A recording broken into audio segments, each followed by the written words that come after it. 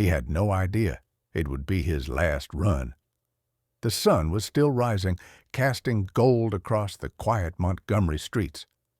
Elijah Carter was thinking about vows, about French toast and boutonnieres, about the song Zariah would walk down the aisle to. Not once did he think about how it might end, not with a kiss, not with a dance, but with sirens, not with a yes, but with a whisper. "I'm sorry." By the time she got the call, he was already unconscious. By the time they rolled him into the OR, she was already breaking. By the time they told her, he was gone. And none of it made sense. Not for a man who spent his life saving others, not for a man who survived injustice only to be taken by something so senseless. This is the story of Elijah Carter, how he walked home in the rain, and how the world only truly saw him once he was gone. Hi guys, subscribe to my channel and like this video if you want to see more videos like this. The Last Walk. Elijah was born in a house with peeling paint and an old oak tree that swayed like an elder offering blessings. The scent of magnolias bloomed in every window. It was the kind of house that creaked when the wind blew, where the front porch told stories if you sat still enough to listen. His mother, Nadine, taught 3rd grade at Jefferson Elementary and read Baldwin at night. His father, DeMarcus, once a trumpet player who nearly made it big in Atlanta, now fixed cars and repaired dignity in the same breath. They weren't rich, but they were proud. Dinners were sacred, laughter was currency, and discipline was gentle but rooted. They didn't wear their struggles on their sleeves. They wove them into lullabies, into Sunday dinners, into lessons disguised as bedtime stories. Nadine called their love a shield. DeMarcus called it a foundation.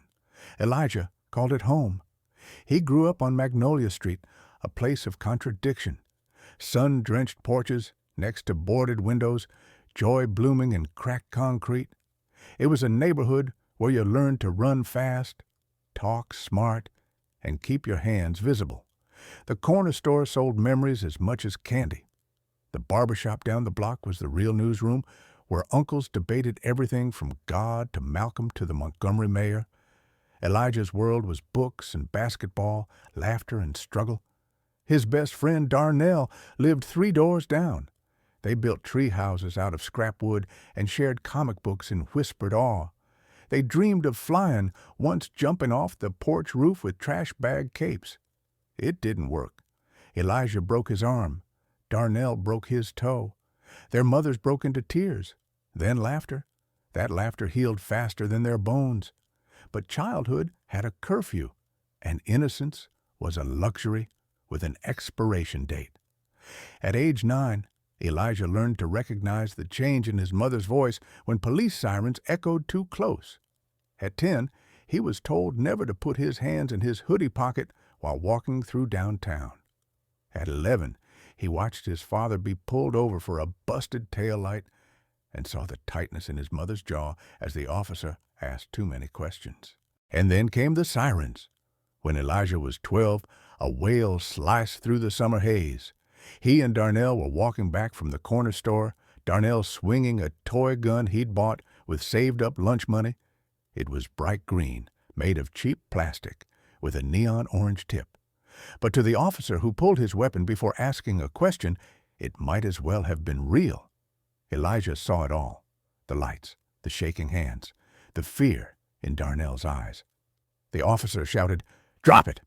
Darnell froze. Elijah screamed. Neighbors flooded porches. Time slowed. And just as fast, it was over. No shots. But too close. No apology. Just a warning. "Be careful," the officer said before driving away. "Be careful." That night, Elijah sat in his living room while the air vibrated with silence. His mother turned off the television and looked him straight in the eye. "Baby," she said, her voice thick, "you're going to have to be twice as careful, twice as kind, and 3 times as excellent just to survive." His father didn't speak. He stared at the wall like it owed him something. That night, Elijah memorized a checklist. Never talk back. Never run. Keep your hands visible. Speak clearly. Don't forget who you are. He didn't forget. And he never would. That moment branded itself into his bones. It didn't just shape him, it carved him. And in that carving, a fire began to flicker, a quiet vow. He would not be a statistic. He would not let fear script his story. He would grow. He would rise. Elijah grew up quiet and watchful, the kind of boy who noticed everything. He didn't just hear what people said. He heard what they didn't. The silence in his mother's sighs, the stiffness in his father's back, the tremor in his own breath when a police cruiser slowed near the basketball court. He learned to move through the world like water, fluid, adaptive, cautious. At school, he kept his head down but his mind sharp. Teachers marked him as gifted early on. He was the kind of kid who turned in extra credit before it was assigned. But even as he stood out in class, he blended in during lunch. He knew there was a delicate balance between excelling and threatening, too loud, too smart, too confident, and the world could turn on you. His high school years were a blur of opportunity and pressure. He played point guard on the varsity team, but rarely stayed for post-game parties. He volunteered at the local rec center, helping kids with homework, but he also spent evenings studying under the hum of a single desk lamp while his parents argued quietly about bills in the next room. At 17, he won a citywide medical essay contest describing a future where healthcare was equal and just. His essay wasn't just smart, it was defiant. It challenged a system that had failed his community over and over. It proposed mobile clinics in food deserts, implicit bias training for all medical professionals, and patient advocacy built into every hospital model. It was hope, printed in ink. His community rallied behind him. Local newspapers featured him. The mayor shook his hand. Teachers smiled with pride when they passed him in the hall. Doc Carter, they called him, half joking but all believing. When he received his acceptance letter to Howard University, his mother held it like scripture. His father stared at it silently, then nodded and clapped him on the back with eyes too wet for words. Moving to D.C. was the biggest leap of his life. Howard became his sanctuary and his battleground. Surrounded by black excellence, Elijah felt for the first time that he could breathe deeply. His classmates were brilliant, driven, and unapologetically themselves. Still, the workload was unforgiving. Elijah worked part-time in a campus lab and took double shifts at a nearby free clinic to cover rent. He studied nursing with a hunger born of purpose. Nights were spent buried in anatomy books while others partied on the quad. He memorized medical terminology as if it were poetry. He talked to cadavers like old friends, tracing every nerve with reverence. Every class was more than an academic exercise. It was preparation for war against inequality. During his junior year, he met a patient named Miss Evelyn at the clinic. She was 82, a retired seamstress with arthritis so bad she could barely button her own blouse. Hospitals had dismissed her for years. Elijah listened. He adjusted her medications. He arranged home care. She started calling him my angel. "You listen like you ain't rushing nowhere," she told him one day. "That's rare in people, rarer in doctors." He didn't correct her. He just smiled. He joined the Black Student Health Alliance and led a campaign to get naloxone stocked in dorms after a classmate overdosed and nearly died. He wrote op-eds about systemic bias in emergency response times. He spoke at rallies. His voice deepened, not in tone, but in conviction. During his final year, he took part in a research project studying how racial disparities affected post-op recovery rates. The data was damning. Black patients were 40% more likely to receive delayed care and 60% more likely to be prescribed inadequate pain relief. Elijah presented the findings with fire in his chest and steel in his eyes. "This is not just medicine," he said to a crowd of peers and faculty. "This is civil rights and scrubs." He graduated magna cum laude. During the ceremony, as his name was called, Elijah spotted his mother in the crowd, waving a hand-painted sign. He did it twice as good. His father, dressed in a suit that had seen too many funerals and not enough celebrations, stood with both hands clasped like prayer. Returning to Montgomery wasn't easy. Part of him feared going back would feel like shrinking, but he knew that's where the work was. That's where he was needed. He applied to Mercy General, the same hospital where he'd once waited hours in a hard plastic chair while his mother bled internally. The memory haunted him, but he was determined to rewrite the story. The day he received the job offer, he sat alone on the steps of the old church near Magnolia Street. He whispered thank yous to the wind, to the ancestors, to the boy he used to be. He walked into Mercy General with a fresh badge, a pressed uniform, and a quiet promise in his heart. You will see me, not just for my skin, not just for my scrubs, for who I truly am. He didn't just want to succeed. He wanted to build something no one could tear down. He didn't forget the cold receptionist or the nurse who never made eye contact. He never would. Mercy General was a place of paradox, bright lights, dark corners, healing and heartbreak under the same roof. It was an old building with its paint fading and floors that echoed every hurried step, but its walls pulsed with life. Elijah worked the night shifts, the ones most doctors avoided. He liked the quiet. He liked the way the moonlight filtered through the hospital windows, softening the sterile fluorescence. And he liked that the night made people honest. In the dark, people weep more freely. They confess regrets. They whisper prayers. And sometimes they heal. There was a boy named Jordan who'd been shot in the leg during a drive-by. Elijah held his hand through the pain. He stayed long after his shift ended just to make sure the boy had someone when his mother was too scared to come until daylight. You're more than this moment, Elijah whispered. You're more than what happened to you. Jordan started calling him E. A month later, Jordan returned, with his mother this time, to say thank you. He brought a crayon drawing of Elijah in a superhero cape standing in front of a hospital. You saved me, he said, as his mom held back tears.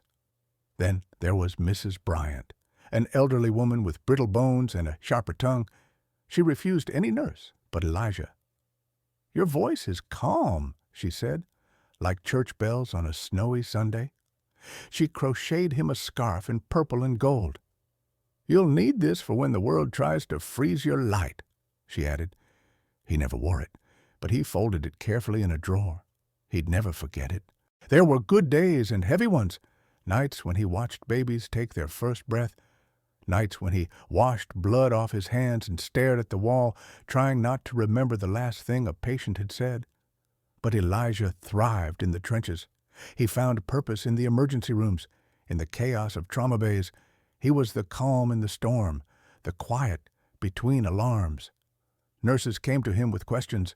Doctors began deferring to his judgment. His shifts grew longer, his responsibilities deeper. He became the one they called when things went sideways. Once, during a code blue, a young woman flatlined after a car crash. The attending hesitated. Elijah stepped forward, initiated CPR, barked out orders with authority he technically didn't have, but everyone followed. They got her back.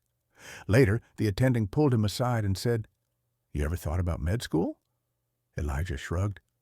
Every day, he replied. Still, even with his growing respect, not everyone saw him clearly. Some patients looked surprised when he walked in. Some doctors mistook him for a tech or janitor. He'd learned not to flinch. He smiled, introduced himself again, and saved lives anyway. But then came a night that would change everything. A man named Colin Grady, a well-known business owner, wealthy and white, was wheeled in unconscious after collapsing at a fundraiser. His wife, manicured and sharp, paced the waiting room. Elijah was assigned to Grady's care. When the man woke, disoriented and panicked, Elijah spoke softly, calmly. But Grady flinched. Where's my doctor? He snapped. I'm your nurse tonight, Mr. Grady. You're in good hands. Grady narrowed his eyes. I want someone else. Elijah didn't argue. He didn't storm out. He reported the request, stepped aside, and went to check on another patient. But the moment haunted him, not because it hurt, but because it didn't surprise him. Later that week, a supervisor pulled Elijah into her office. There's been a complaint, she said carefully, from Mr. Grady. He felt you were condescending. Elijah blinked. I barely spoke. I know, but we're filing it formally, just to document. He walked out of the office with clenched fists. His evaluations were spotless. His patients loved him. But one accusation, born from bias, left a mark on his file, a blemish that would follow him, whisper behind doors he'd never open. He didn't tell his parents. He didn't want them to worry. But that night, he sat on his apartment floor with the lights off, listening to the city breathe, wondering if he'd ever be enough. 2 days later, everything shifted. A teenage girl named Maya was admitted with abdominal pain. She was scared, alone, and black. The attending dismissed it as menstrual cramps. Elijah wasn't convinced. He stayed with her after his shift, ordered an ultrasound under his credentials, discovered a ruptured appendix. Maya was rushed into surgery just in time. The attending never apologized, but her mother did. You believed her when no one else did, she whispered, holding Elijah's hand. You saved my baby. That moment erased Grady's words. Still, the weight never left. And then came Zariah. She entered the ER on a night thick with tension. There'd been a multi-car accident on the interstate. The trauma bays buzzed with urgency. Elijah was triaging a patient with a neck injury when he noticed her, gliding through chaos with calm eyes and steady hands. Zariah was a pediatric intern, soft-spoken but sharp, with braids tied back and focus carved into her posture. She assisted him during a child's intubation, reading his rhythm before he spoke. Nice form, he said afterward, handing her a clean pair of gloves. She raised an eyebrow. You always compliment like that? He smiled. Only when I mean it. And just like that, the rhythm of his nights shifted. They started bumping into each other more, coffee in the break room, shared glances over charts, debates about patient care. They clashed on antibiotic protocols but agreed on one thing: the system was broken. Their connection deepened. One night, after resuscitating a toddler from an opioid overdose, they sat side by side in the stairwell, silent. Zariah finally whispered, This shouldn't be normal. I know, Elijah said, but we're here, so we fight. She leaned her head on his shoulder. You fight too hard sometimes. I have to. She reached for his hand. Not alone, you don't. That was the beginning of something neither expected, an intimacy forged not in candlelight, but in chaos, in understanding, in shared exhaustion and quiet triumph. They began leaving notes for each other in patient files, little jokes, encouragements. Zariah drew tiny stars next to his name. Elijah started looking for those stars. Mercy General was no longer just a hospital. It was where he found purpose, and now it was where he found love. Zariah moved like music, fluid, deliberate, full of rhythm. Even her silences carried cadence. Elijah noticed her first by her walk, confident, composed, like she'd already danced through every obstacle life had thrown her way. She was a pediatric intern when they met, working her rotations in a system not built for softness, yet refusing to harden. Their first conversation wasn't planned. It started with a collision. His coffee, her clipboard, a laugh that came quicker than an apology. She didn't get mad. She got curious. You always move this fast? She asked, eyebrows raised. Only when caffeine's involved. He grinned. Their second talk was a debate about painkiller ethics in the P.E.D.S ward. It escalated to an after-hours walk around the hospital garden. Their third conversation happened on the rooftop. 2 a.m. Their hands wrapped around lukewarm coffee cups, trading childhood stories under the city's flickering lights. Zariah was born and raised in Selma, the youngest of 4 and the loudest in every room growing up. Her mother was a choir director. Her father was a steelworker turned preacher. They had dreams for her, but Zariah's were always bigger, loftier. She was the first in her family to become a doctor. Every move she made was for someone else, and Elijah saw that weight in her eyes. She painted on Sundays to quiet her mind. Her tiny apartment was littered with half-finished canvases, sunrises, children's faces, silhouettes of hands reaching. She once said she painted things she didn't have words for, Elijah, in contrast, wrote poetry he never showed anyone. His notebooks were full of stanzas written in the margins of anatomy textbooks and between IV shift logs. Their connection was not instant. It was inevitable, like two lines on a chart that began far apart but curved slowly toward the same point. They started walking after shifts, sometimes in silence, other times speaking in dreams.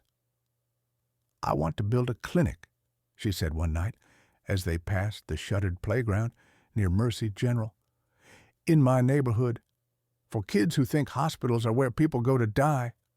Elijah nodded. "I want to get vans into the Deep South, mobile care. People forget about the ones outside the cities." "They don't forget," she said.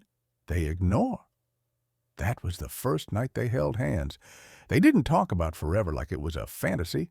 They planned it like an architecture sketch, lines, notes, revisions. She carried a leather-bound planner full of color-coded goals. He carried dreams in his chest and let her remind him they were worth mapping.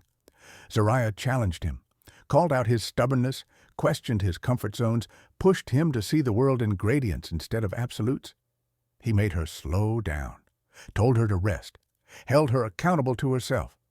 They made each other better. One night, after a grueling shift where they lost a child to sepsis, Zariah broke down in the locker room. Elijah didn't speak. He just sat beside her on the cold bench and offered her his hoodie. She buried her face in it. Later, she handed it back and said, "You hold space like nobody I've ever met."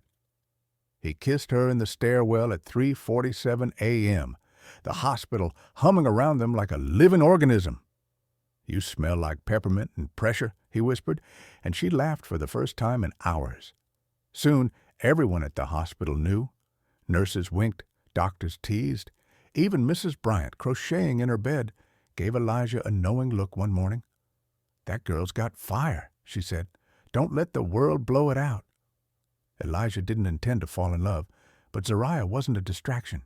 She was a mirror. With her, he saw a version of himself that wasn't just surviving. He was building something. Together, they were architects of possibility. But love is never without conflict. There were fights, big and small, one over Elijah's refusal to apply to medical school again after another rejection letter, another over Zariah overworking herself into a cold, and once over the future, where to live, whose dream to follow first. "I'm not asking you to follow me," she said. "I'm asking you to walk with me." "I just need to be enough as I am," he replied. For once. That night, she left without kissing him goodbye. He didn't sleep. She didn't call. But by sunrise, there was a sticky note on his front door that read, "You are enough. I just want to go further with you." He kept that note in his wallet. Their love wasn't perfect. It was real, and real things bruise, but real things also heal. They spent weekends driving out of the city, sometimes to no place in particular. They cooked together, danced in their socks, nursed each other through colds and bad news. They shared playlists and toothbrushes, learned each other's scars. One morning, Elijah caught Zariah humming to herself while tying her hair in the mirror. "What?" she asked. "You're the most beautiful thing this city's ever seen." She rolled her eyes. "Tell that to the rent." He proposed to her before he ever bought a ring, on a Thursday night after a long shift, holding takeout containers and hope.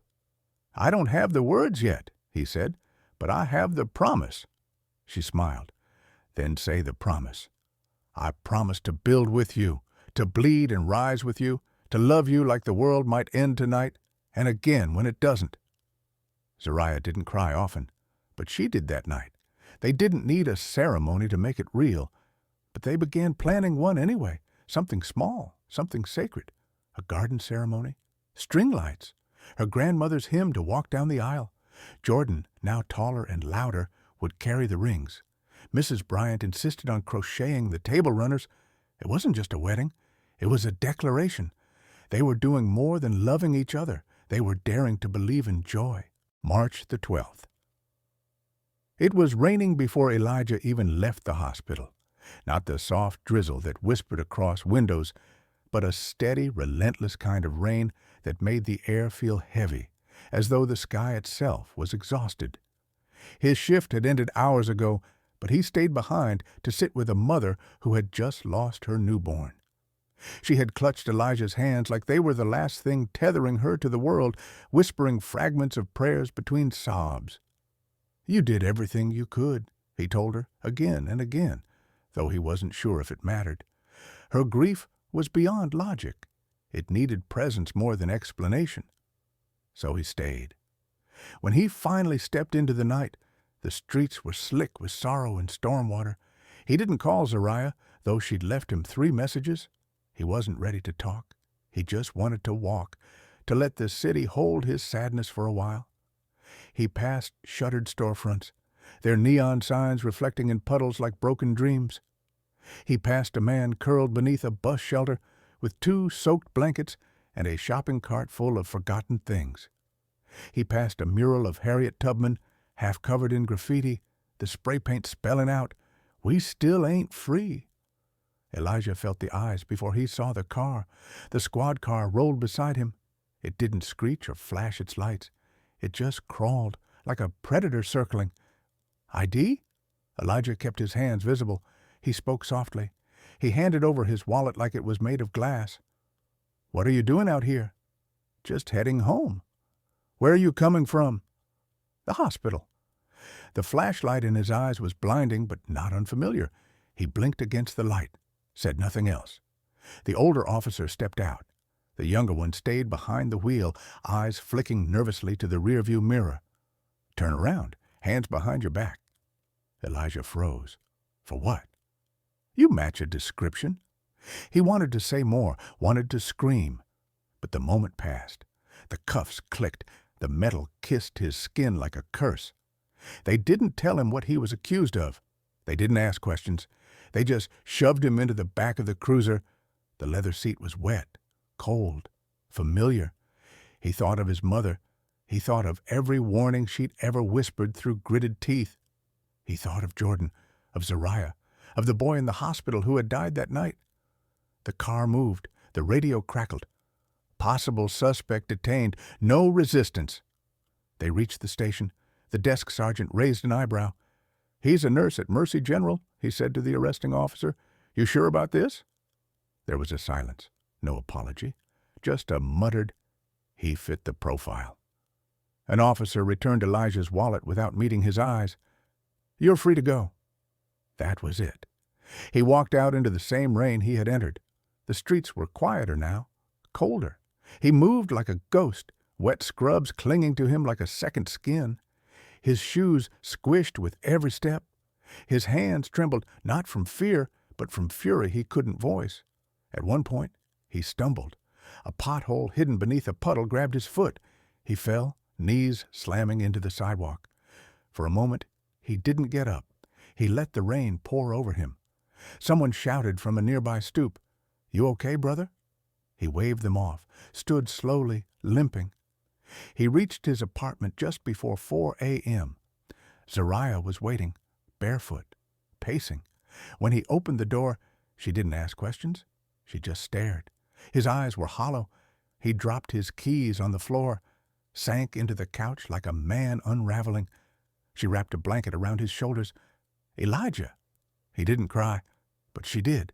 She cried for him, for the boy who memorized how to stay alive, for the man who healed others but was still treated like a threat, for the love they built that still wasn't enough armor. They sat in silence for a long time. Eventually, Elijah whispered, "I was invisible." "No," Zariah said, her voice cracking. "You were seen, just not how they should have seen you." He stood up and paced. "I did everything right. I showed my ID. I spoke clearly. I didn't resist. I still ended up in cuffs." She nodded. "I know." He opened his notebook. His hands still trembled. He started a list of what he had done right. Then it turned into a poem. "I walked beneath a sky that would not stop crying.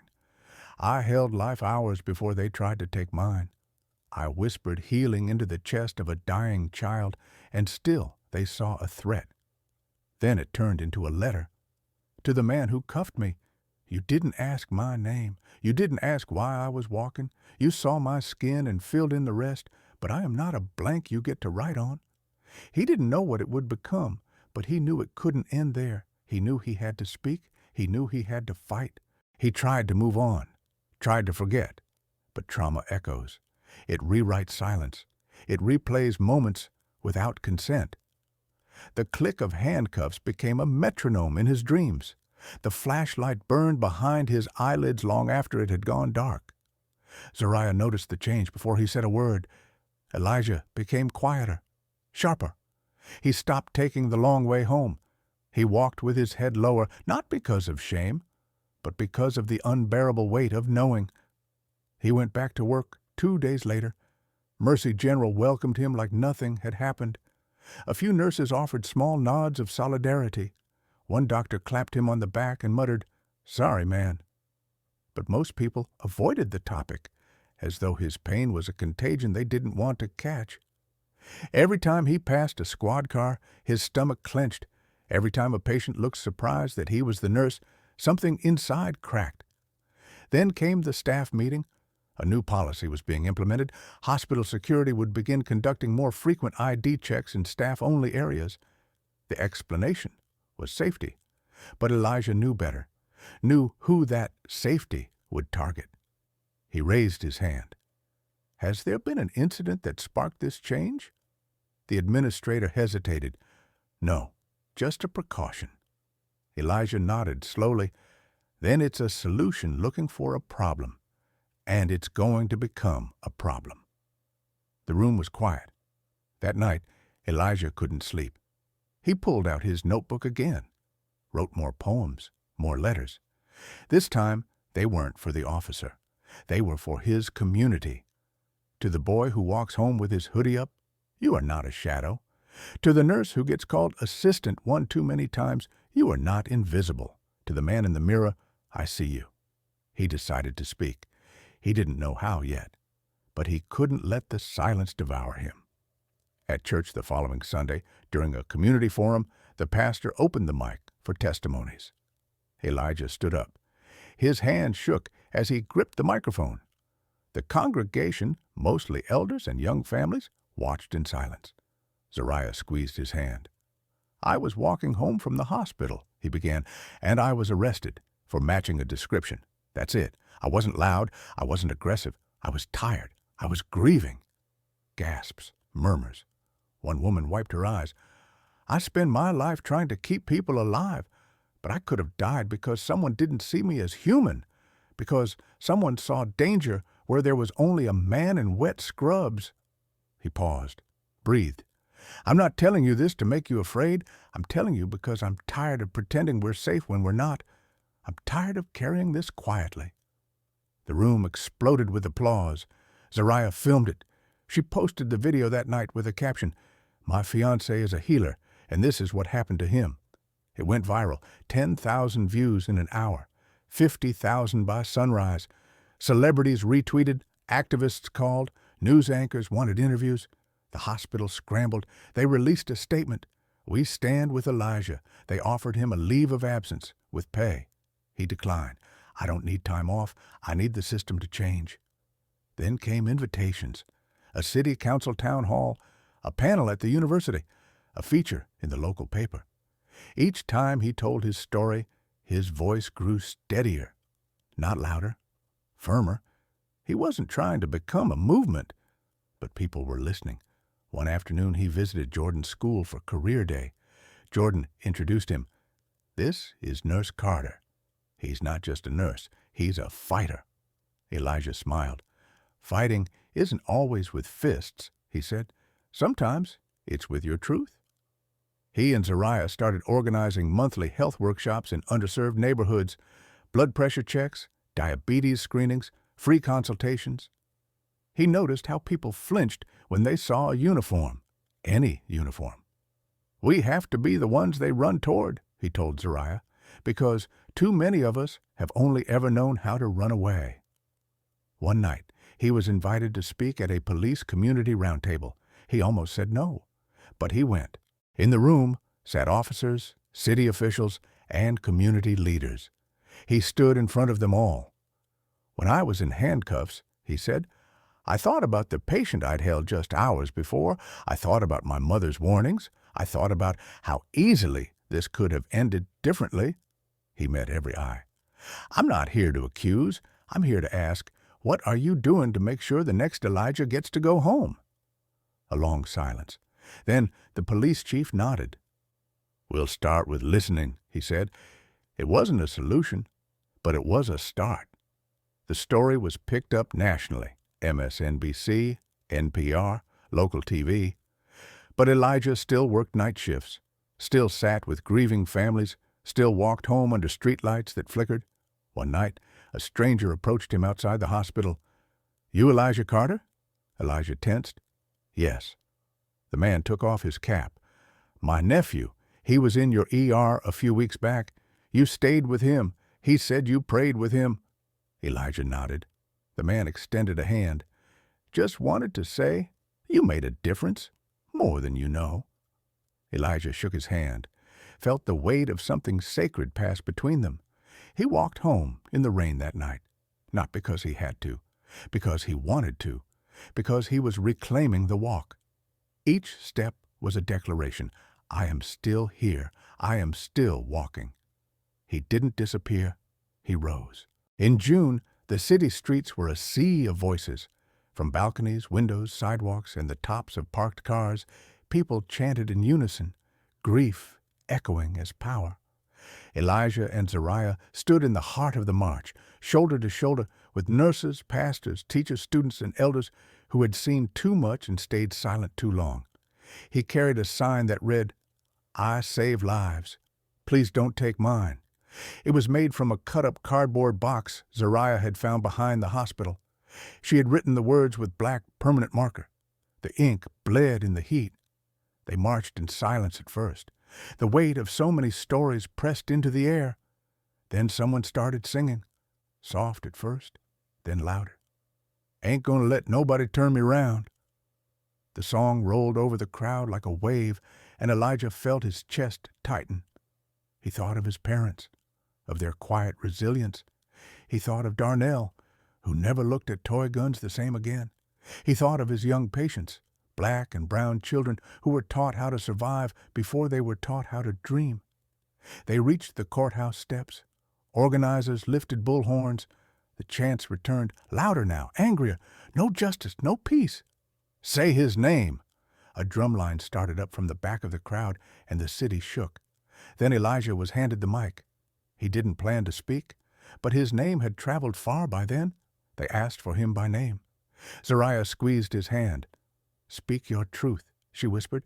He stepped forward. "My name is Elijah Carter," he said. "I'm a nurse at Mercy General. I'm a son, a fiancé, a community member, a healer." He paused. "And I am tired." The crowd hushed. "I'm tired of being a threat before I'm a person. I'm tired of being congratulated for surviving systems that were never built for me. I'm tired of burying patients who could have been saved if their skin were a different color. I'm tired of walking home afraid, even in my scrubs." He raised his fist. "I'm not here because I was hurt. I'm here because I'm still healing. And so is this country." The eruption of applause was thunderous. That night, the city didn't sleep. A vigil formed in front of the hospital. Candles, flowers, signs, messages written in chalk along the sidewalk.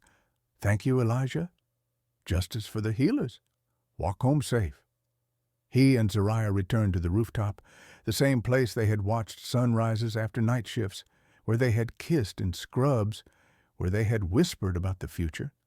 Elijah pulled a crumpled piece of paper from his jacket pocket. It was a crayon drawing, a superhero with brown skin and a stethoscope. Jordan's gift. He flipped it over. "Zariah." She turned. "I know we've been through storms. I know we're still in one. But I want to build a shelter with you, a life, a home." He got down on one knee. "I don't have a ring yet, but I have my word. I want to wake up beside you on good days and hard ones. I want to make you laugh after you cry and dance with you when our feet hurt." Zariah covered her mouth with both hands. Her tears came quickly. She nodded. Yes, yes, Elijah Carter, 1,000 times yes. He stood, and they held each other under the city lights, the march still echoing in the distance. They didn't celebrate loudly. There was no champagne, no crowd.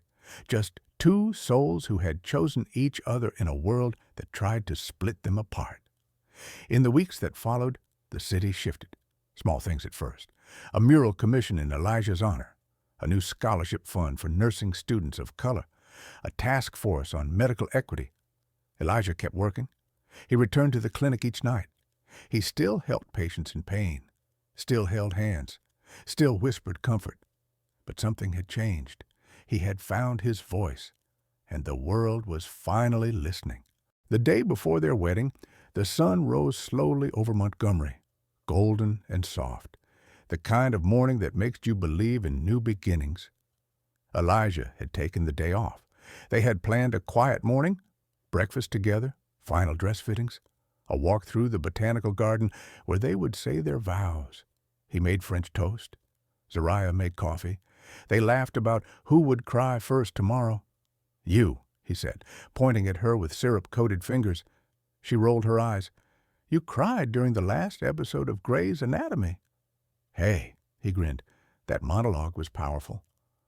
Around noon, Zariah left for her appointment. Elijah decided to go for a jog. He needed the air, needed to shake the nervous energy from his limbs. He wore his favorite hoodie and headphones. He texted Zariah, "One last run before I become your husband." She replied with a photo of her dress. "One last fitting before I become your wife." He took off down the sidewalk, headphones thumping a soft rhythm, his mind drifting through vows and music and guest lists.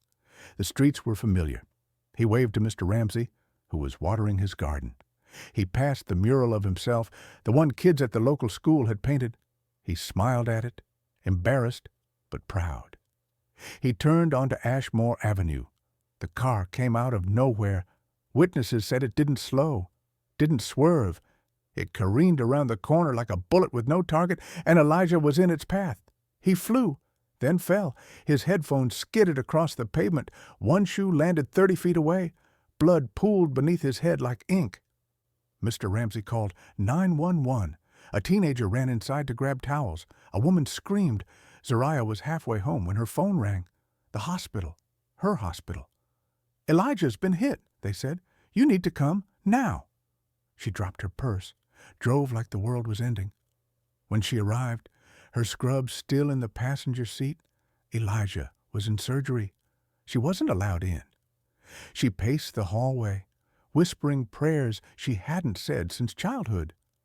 The same nurses who had once teased her about her love now avoided her eyes. 47 minutes later, a doctor stepped out. "I'm sorry," he said. Everything collapsed. Zariah screamed, collapsed, crawled into the corner of the waiting room like a wounded animal. Nurses rushed forward. She waved them off. "I'm a doctor," she gasped. "I'm a doctor. He needed me. I should have been—" She was inconsolable. Elijah Carter, the man who walked home in the rain, the man who changed policy, the man who healed without hesitation, the man who loved with no armor, gone, not to a bullet, not to a riot, not to cancer, to a reckless driver, a stolen car, a joyride, a minor behind the wheel. They caught him 3 days later, 15 years old. He didn't know who Elijah was, didn't know he had killed a legacy. The city mourned. Vigils reignited. Protests returned.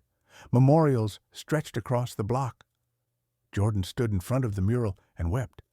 Mrs. Bryant lit a candle every night for a month. Mercy General renamed its ER waiting room in his honor. But Zariah? She vanished. For weeks, she didn't speak, didn't eat. Friends brought food. Church elders prayed. But she was unreachable. One day, she opened Elijah's notebook. She found his final poem. "If I don't come home, tell them I was walking. Not running, not hiding, just walking. Tell them I healed. Tell them I loved. Tell them I mattered, even if they forgot." She copied it onto the wall above their bed. Then she began to move again. The day before their wedding, the sun rose slowly over Montgomery, golden and soft, the kind of morning that makes you believe in new beginnings. Elijah had taken the day off. They had planned a quiet morning, breakfast together, final dress fittings, a walk through the botanical garden where they would say their vows. He made French toast. Zariah made coffee. They laughed about who would cry first tomorrow. "You," he said, pointing at her with syrup-coated fingers. She rolled her eyes. "You cried during the last episode of Grey's Anatomy." "Hey," he grinned, "that monologue was powerful." Around noon, Zariah left for her appointment. Elijah decided to go for a jog. He needed the air, needed to shake the nervous energy from his limbs. He wore his favorite hoodie and headphones. He texted Zariah, "One last run before I become your husband." She replied with a photo of her dress, "One last fitting before I become your wife." He took off down the sidewalk, headphones thumping a soft rhythm, his mind drifting through vows and music and guest lists. The streets were familiar. He waved to Mr. Ramsey, who was watering his garden. He passed the mural of himself, the one kids at the local school had painted. He smiled at it, embarrassed but proud. He turned onto Ashmore Avenue. The car came out of nowhere. Witnesses said it didn't slow, didn't swerve. It careened around the corner like a bullet with no target, and Elijah was in its path. He flew, then fell. His headphones skidded across the pavement. One shoe landed 30 feet away. Blood pooled beneath his head like ink. Mr. Ramsey called 911. A teenager ran inside to grab towels. A woman screamed. Zariah was halfway home when her phone rang. The hospital. Her hospital. "Elijah's been hit," they said. "You need to come now." She dropped her purse, drove like the world was ending. When she arrived, her scrubs still in the passenger seat, Elijah was in surgery. She wasn't allowed in.